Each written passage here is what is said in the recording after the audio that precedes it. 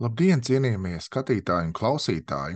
Aicinu jūs šodien, 27. oktobrī, 6:30 uz lekciju par to, kā nepalaist garām dzīves svarīgākās mācības, jeb runāsim par simbolisko domāšanu un uztveri.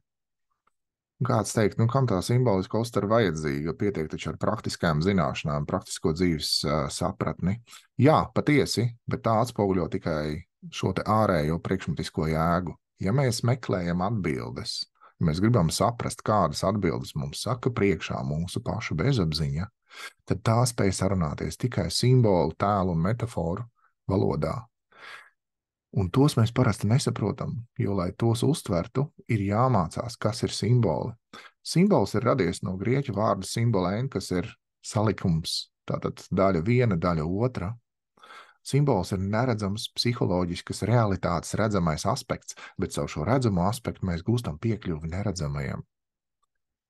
Un simboliskā domāšana ietver prasmi operēt ar psihes dzīļu saturu, ar arhetipiem, ar sapņiem, ar mītiem, pasakām un literatūru, ar sinhronitātēm. Tas palīdz saprast arī reliģiskos rituālus un ceremonijas, ne tikai saprast, bet arī jēgpilni tajos piedalīties. Ar būtībā bez simboliskās domāšanas un simboliskās uztveres mēs netiekam klāt, nec paši savam, nec kādam citam garīgajam saturam.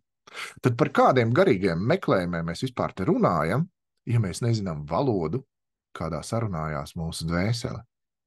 Lūk, par to šodien arī runāsim. Gaidu jūs visus 6:30 vai arī online pieslēgumā. Varēsiet uzdot jautājumus, varēsim parunāties. Minēšu piemērus un izstāstīšu par to, cik iespējams krāšņā un saprotamā formā. Tiekamies!